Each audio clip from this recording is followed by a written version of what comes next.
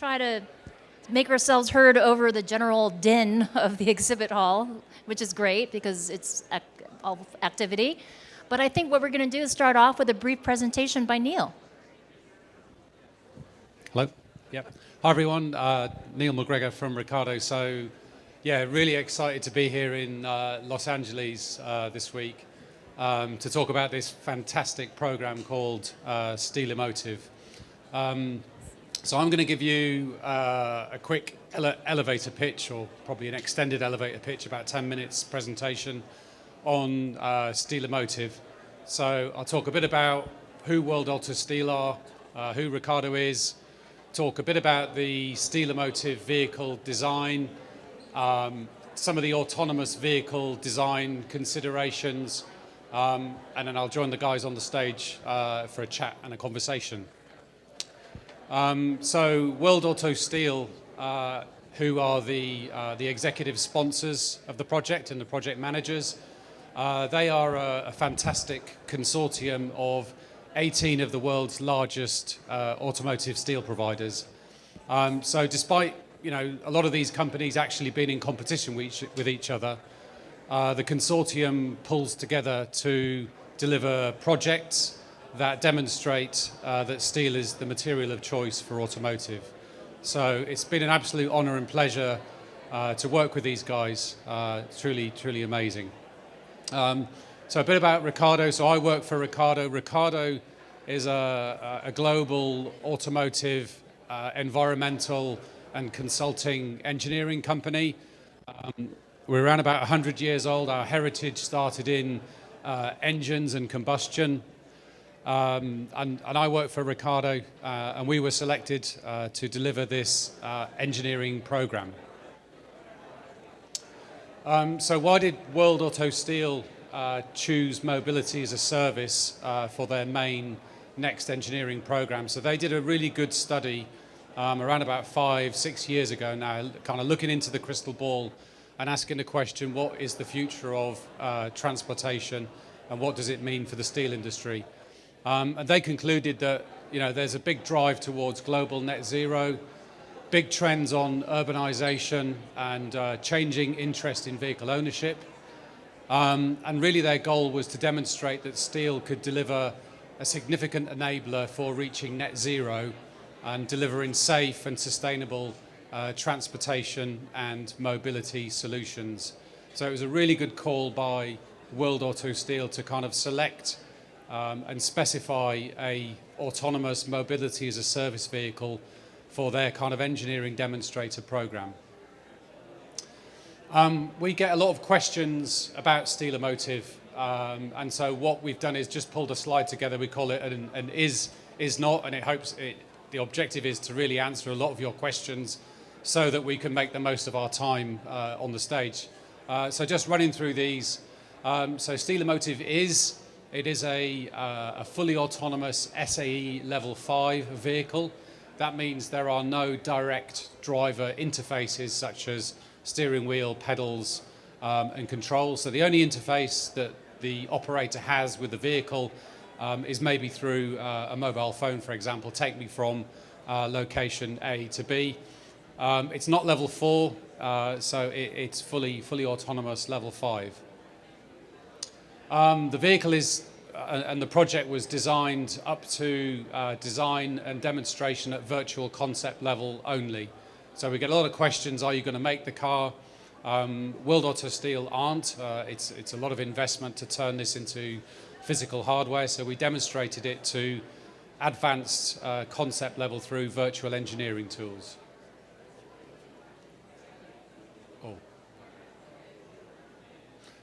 We considered only the hardware and the mechanical vehicle parts only. So the project was really based around the steel body structure, the chassis, the doors, the powertrain. We didn't consider the autonomous systems like the radars and the LiDARs on the project. The design is fully compliant to the latest and the future global vehicle requirements and legislation. So for example, the vehicle works in a mixed mode operation alongside human-driven vehicles. So the risk of a high-speed accident is still there. And so therefore the vehicle is designed to all the high-speed crash test standards. Quite importantly, this design and this concept is one of the world's first fully autonomous vehicles where the design and specification data is made publicly available. So there are, a number of these vehicles out there at the moment, but this is one of the world's first where the full design, specification, and in some instances the engineering data can be made fully available. So essentially, this project is essentially the benchmark for autonomous vehicles. We are putting out there the design, the specification, which is quite unique for this kind of vehicle. So that's what Steel Automotive is. What it isn't is, like I said, there's no physical hardware prototype vehicle developed. Not to say that we wouldn't want to do that. So if we find the right partner, maybe. Hopefully one day this will make it into production. Like I said, we didn't do any of the detailed development on radars and lidars, V2V, V2X. The vehicle is designed to be compliant with those, so we designed the package space for the radars, the lidars, and the computations to make sure it's compliant with all those systems. We didn't get into the depths and the details of developing those systems. And it's not for present-day production. So hypothetically, we think this vehicle could be ready for production anytime between 2030, 2035. That's when we think the autonomous technology, the legislation, the consumer acceptance will all start to come together from 2030. And then just to think, a lot of things that we looked at on the program, we call these attributes. These are kind of targets that we use in engineering to deliver the program. Maybe we'll get onto a lot of these in the chat, but passenger comfort and convenience, we want to make the vehicle very comfortable, very convenient to create the demand for the vehicle. Safety, so there's a lot of skepticism around autonomous vehicles. So we need to make sure that the vehicle is operating safe and people get a good feeling from riding in these vehicles. The vehicle needs to be cost effective, so it needs to compete against, say, taxi and private vehicle usage, and then environment and sustainable. So it has to demonstrate that this vehicle can achieve towards net zero for life cycle CO2 emissions. And there's loads and loads of innovations that are in this vehicle design. I can talk for hours about all of the different steel designs and solutions in this vehicle.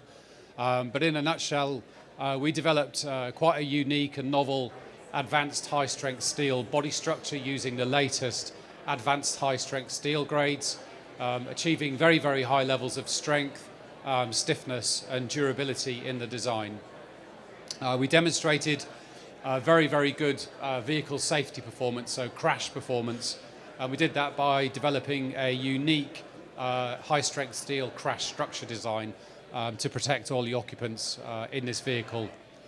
The vehicle's got a very unique and lightweight, cost-effective battery housing. So we developed a concept that uses an intermediate carrier frame that allowed us to delete the top cover and achieve a significant cost and weight saving on the battery and the battery housing. It's engineered with four-wheel steer, so the front wheel steer and the back wheel steer. That gives us a very tight turn-in circle, meaning it can operate in very enclosed spaces in an urban environment. Through extensive life cycle analysis and optimization, we've demonstrated it delivers up towards net zero, so an 86% reduction in greenhouse gas emissions compared to a current battery electric vehicle in production today. It's high volume, so suitable for 250,000 units a year. That makes it very cost effective, and it's able to go and use an existing high volume passenger vehicle production line system. And the interior is very spacious, so it's a compact vehicle. It's about 4 meters long. But because we've been able to remove a lot of the systems, the steering wheel, the dashboard, we put the occupants rear facing at the front. That creates a very open and spacious interior. It's got a flat floor, unique scissor door, and it's compliant with all the latest disabled user requirements. So in a nutshell, that's the innovations. Like I say, I could talk for hours about how good it is, but yeah, I think let's just get on with the chat and talk more about it. Thank you. Thanks, Neil. George, I wanted to get your origin story, not to make this sound like a Marvel's movie, although it is rather marvelous. How did all the members of your diverse global coalition come together, and how did this idea germinate, and how did you get everyone on board? Yeah, thanks. So we are a global consortium. Neil mentioned 18 member companies. We've got members all throughout Asia, Europe, and the Americas. And you think it might be difficult to get a broad, diverse group like that to cooperate on programs, but in reality, we've had this foundation and this structure in place for 25 years now, and this is the 6th major vehicle program we have developed with that broad consortium. They work really well together because these programs are intended to be what we call pre-competitive. So this is before they negotiate pricing on sales of individual steels for a vehicle program. This enables conversations about mobility as a service, for example, that the entire membership benefits from, right? Because we're showing that the steel industry has solutions to this very important transportation problem that we see out there. So we've really had a lot of success with operating as a consortium. And as an aside, like, what is a global crash standard? Is there, like, and where does it originate from? Yeah, I can talk a little bit about that. So across the world, vehicles have to meet different requirements. And you know, governing authorities set kind of legal targets. So if you want to sell a vehicle, it has to crash and the occupant has to be protected in a certain way. So that's seen as kind of like a minimum requirement is what the government set. And then there are other standards, consumer requirements. You might have heard of like NCAP, New Car Assessment Program, IIHS. So these are like independent sort of testing companies that crash vehicles in different ways. You know, there's maybe 5 different tests for front crash, different speeds, different barriers, 3 or 4 different side crash barriers, a couple of rear crash and roof crash as well. And really, the consumer tests are there to kind of educate and drive the industry. So if you're buying a new car, you kind of look at the NCAP score and say, I want to buy a 5-star. I want my family to be protected. So we engineered the vehicle to, you know, all of those kind of global test standards. It's probably about 8 on this vehicle. So you kind of bash in the car from the front, the side, the rear. It's getting a pretty hard time normally. I'd like to add to that Neil and I actually traveled to IIHS down in Virginia, and in terms of their standards, they're typically developed around forward-facing passengers, right, in the front. But we had rear-facing passengers. I think I mentioned over there that our research suggests that people wanted to face one another for socialization, for working, but also for security. If they were sharing a ride with strangers, they didn't want their backs, right, to those people.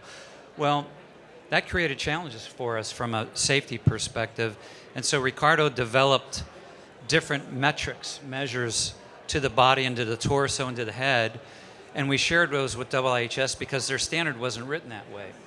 And they gave us great feedback, but they genuinely thought that our solutions were well thought out. They kind of endorsed it, right? And that gave us a lot of confidence going forward. And then the final thing I'll say is if you get online and you look at autonomous vehicles, autonomous mobility as a service vehicles, you'll see lots of concepts out there. And there's not a lot of data. There's a few that have actually taken the vehicles and put them through a crash regimen, but not all. And a lot of them, we felt, were relying on their camera systems and vision systems for accident avoidance maneuvers. So the vehicle takes control and swerves or brakes or whatever. But that's not good enough when you're talking about vehicles that will be deployed in 2030 or 2035 in mixed mode traffic. There'll still be commercial trucks driven on the road.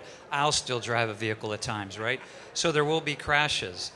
And from our perspective, I mean, think of it if it was your children in that vehicle, right? We needed to make sure that these vehicles were as safe as possible. So that was just a non-negotiable target for us. So, you were talking, Neil, about how you're anticipating this sort of perfect storm of like regulations and technology and everything and acceptance falling into place. What about the actual steel? What evolutions in the actual steel has made this possible?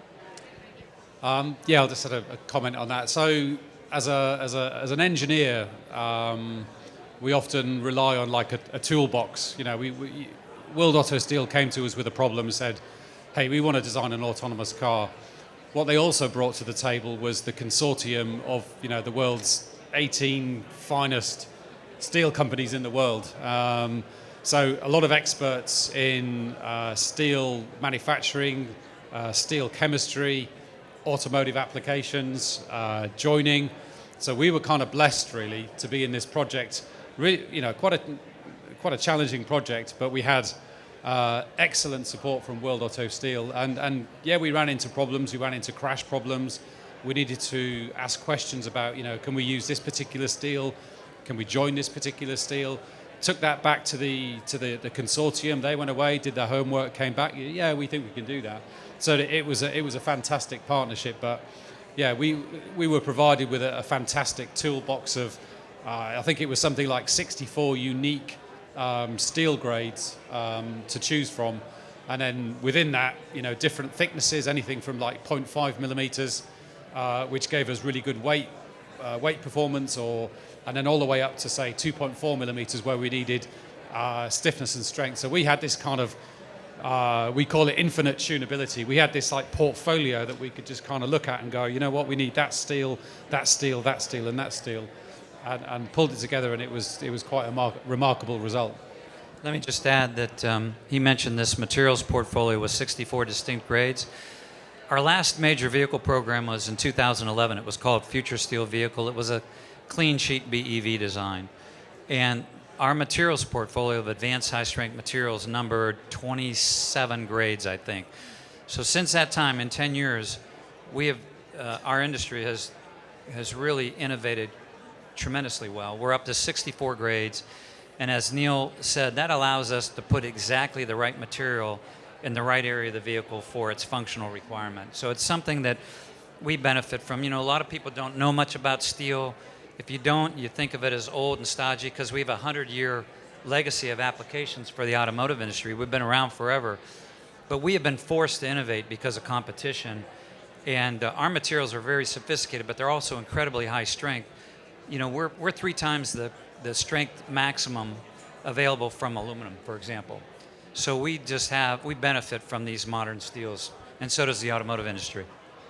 And that leads me to my next question. And this is kind of a recap of what we talked about at lunch, right? Like there are like fiber reinforced polymer materials out there that probably are vying for a share of the same space. But how do they compare in terms of life cycle costs and the total carbon footprint? Yes, so, vehicle structure, what's required for safety, the body structure, there's really 3 principal materials that are considered: steel, aluminum, and carbon fiber or structural plastics. And the problem with the latter is that their production emissions are really heavy. In order to produce that material, separate it from its ores and process it for both aluminum and carbon fiber or even magnesium, it's very emissions intensive, right? So they start out with that problem. But there's more so with the plastics and carbon fiber, there's the question of recyclability. And if you're not able to recycle that material, or it's diminished in its capacity for a reuse, then you pay a penalty, a significant penalty from an emissions perspective. And so it just doesn't equate. Many of you are fans of carbon fiber when you think of sports cars and racing and stuff. It's got great capabilities and it's a great product. It's very strong. It's got great attributes, not too different from steel, but it's 25 times the cost and it's non-recyclable. So it's just not a competitive product in this space. Yeah, if I could just add, I work for Ricardo. We're an independent consultant, so really we're material agnostic. We don't favor any material, but independently we can say for a high volume production vehicle, you really can't beat steel in terms of sustainability, cost, and strength. There's no match. And recyclability, right? and recyclability. Yeah. Any questions from the audience? Is there a mic coming? I guess you could scream. Does anyone have a mic for this? Try the mic at the front. Me? Yeah, okay. You mentioned going into production 2030, 35. It's not sort of the talk that would come from a startup company looking at 1 million production next year. So why? It sounds a little bit pessimistic because there's going to be actual commercial operations in the UK starting 24. So. Yeah, we're talking widespread kind of commercial application. Yeah, so it's a high volume vehicle. So we think wide scale, high volume deployability realistically from 2035. Yes, we're aware that there are pilot programs out there, trial programs. We're talking, the ability for somebody to actually, a member of the public to say, I want to hail this and take me to, I don't know, Tesco or Sainsbury's or something like that. That's what we mean by 2030, 2035. Yeah, and probably the area of the globe that's maybe most ready for this challenge is China. They're doing aggressive testing of autonomous vehicles, and they might be more near term than anybody. But we'll add that as Neil showed the multiple innovations associated with this vehicle, we're open sourcing this stuff. We're going to make our CAD and CAE files available for members to anybody. So for example, if a startup wanted to actually produce this vehicle, they could, and it would save them time to market and investment costs. So that would be an ideal situation. We'd love to see this vehicle built. But also, many of those innovations could be extracted and inserted into near-term vehicles, even driver-centric vehicles, because of the level of development that's been done. So long-term, we love the idea of deploying this vehicle as an autonomous ride-sharing friendly EV, but short-term, it's got its applications as well. Any other questions? That mic over there. Hi, Rob Capaldi from TAE Power Solutions. I'll preface my question by saying I'm a former Ricardo employee, so semi-safe audience member. Sorry, any better? Yeah. The question is to George, really. Can you give a bit more example about some of the previous projects you mentioned? You said this isn't your first vehicle program as WorldAutoSteel. I wonder what the previous programs have taught you, where they've gone in terms of commercialization or deployment, and does that feed what you hope to see as the outcome for this project? Yeah, great question. So I mentioned this is number 6 in our lineage. The very first one was called the ultralight steel auto body, ALSAB. And at the time, Ford had developed these vehicles they called AIVs, aluminum intensive vehicles, and they were making a massive investment to understanding whether they could shift in their market to an aluminum structure. So the steel industry responded with forming a consortium, contributing lots of funds to engineer a vehicle that ended up kind of taking the world by surprise, the automotive world by surprise, because we found out that we could lightweight very competitively with aluminum, and we could develop a very efficient vehicle that was also very safe and crash worthy. That was the first program. The most recent one, other than Steel Emotive, is Future Steel Vehicle. That research work began in 2008 and ended around 2011. And at that time, people were introducing BEVs, but they were all derivatives of existing platforms, right? So they took an ICE and they dropped the battery in there, and they felt they could demonstrate BEV operation. It wasn't very efficient. And what we wanted to show was if we did a clean sheet design, we could develop a BEV that was really, really lightweight, and that would help range, et cetera. It would help performance, and while also being safe and affordable. And we did that with Future Steel Vehicle. We had a body structure that ended up being like 27 or 30% lighter than a benchmark vehicle, which was a Volkswagen Polo. And that really, again, was kind of a surprising thing from us. But in order to engineer that vehicle, we had that materials portfolio of 27 grades. So fast forward to now, about 5 or 6 years ago, we were doing an intensive study on this transition from moving vehicles around the earth to moving people and goods. You know, really a transition in thought. And what we learned was two things. One, steel wasn't being recognized, wasn't at the table. A lot of companies were showcasing concepts out of aluminum or carbon fiber, and they hadn't even talked to us. But secondly, we realized that this transportation shift was going to create enormous challenges to vehicle design and engineering. And we knew with our steels portfolio, we could provide some great solutions to that, which was really kind of the beckoning of this Steel Emotive program. So we did this research, we found out about urbanization, and we call them megatrends, where people would be moving back into the cities. It was going to create congestion, pollution, limited parking, very expensive parking. And because of that, it was changing people's attitudes in the big cities around vehicle ownership. They didn't want a vehicle because it was too costly. You know, you could pay $1,200 a month in New York for parking. So, so if they weren't going to own a vehicle, they needed a transportation solution because they're still working. They still needed to move around. And our study helped us arrive at the fact that there was going to be a need for sustainable transportation, and autonomous ride-sharing EVs look like the way to go. So that's the whole background. Okay. Yep. Okay, one last question. Hi, those previous projects you were, this is Dean Canales, Nucor. The previous projects you were talking about were the design concepts that were used in those projects implemented by industry, and after launching those design concepts, and do you expect to see a similar utilization of design concepts for this one? Yeah, and thank you for asking that question, because that was part of yours that I didn't answer. So in the past, we'll use future steel vehicle, well, AllSab, the very first one, immediate take-up by the industry, because they recognize steel's much more affordable, and they could solve their issues with steel. So there was a rebirth of steel applications.